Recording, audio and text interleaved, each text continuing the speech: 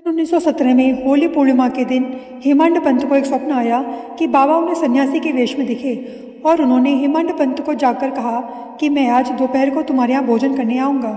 जागृत करना भी स्वप्न का एक भाग ही था, परंतु जब उनकी निद्रा सचमुच में भंग हुई तो उन्हें न तो बाबा की और न कोई अन्य सन्यासी ही दिखाई दिया। वे अपनी स्मृति दौड़ाने लगे। अब उन्हें सन्यासी के प्रत्येक शब्द की स्मृति हो आई। यद्यपि वे बाबा के सानिध्य का लाभ गत वर्षों से उठा रहे थे तथा उन्हीं का निरंतर ध्यान किया करते थे, परंतु यह कभी भी आशा न थी कि बाबा भी कभी उनके घर पधार कर भोजन कर उन्हें कृतार्थ करेंगे।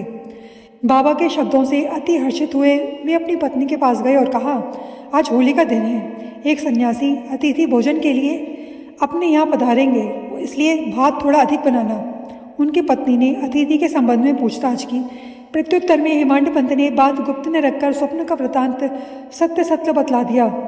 तब वे संदेह पूर्वक पूछने लगी, क्या यह कभी संभव है कि वे शिरडी के उत्तम भोजन त्याग कर इतनी दूर बांद्रा में अपना रूखा सूखा भोजन करने को पधारेंगे?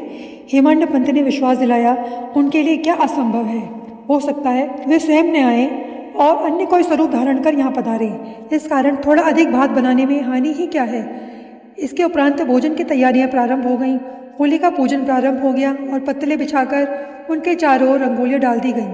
2 पंक्तियां बनाई गईं और बीच में अतिथियों के लिए स्थान छोड़ा गया। घर के सभी कुटुंबी, पुत्र, नाती, लड़कियां, दामाद इत्यादि ने अपना अपना स्थान ग्रहण कर लिया और भोजन परोसना भी प्रारंभ हो गया। जब भोजन परोसा जा रहा था तब प्रत्येक व्यक्ति उस अज्ञात अतिथि की उत्सुकता पूर्वक राह देख रहा था। जब मध्याह्न भी हो गया और कोई भी नहीं आया तब द्वार बंद कर साकल चढ़ा दी गई और अन्न शुद्धि के लिए घृत वितरण हुआ, जो कि भोजन प्रारंभ करने का संकेत है। वैश्वदेव को औपचारिक आहुति देकर श्री कृष्ण को नैवेद्य अर्पण किया गया। फिर सभी लोग जैसे ही भोजन करने लगे, इतने में ही सीढ़ियों पर किसी के चढ़ने की आहट स्पष्ट आने लगी। हेमंत पंत ने शीघ्र उठकर सांकल खोली और 2 व्यक्तियों, अली मोहम्मद और मौलाना इस्मो मुजावर को द्वार पर खड़े हुए पाया। इन लोगों ने जब देखा कि भोजन परोसा जा चुका है और केवल प्रारंभ करना ही शेष है, तो उन्होंने विनती भाव में कहा कि आपको बड़ी असुविधा हुई, इसके लिए हम क्षमा प्रार्थी हैं।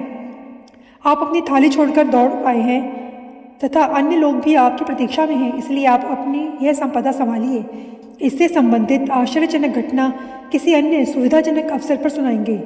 ऐसा कहकर उन्होंने पुराने समाचार पत्रों में लिपटा हुआ एक पैकेट निकालकर उसे खोलकर मेज पर रख दिया।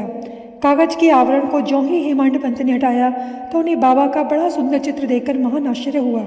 बाबा का चित्र देखकर वे द्रवित हो गए और उनके नेत्रों से अश्रुओं की धारा प्रवाहित होने लगी।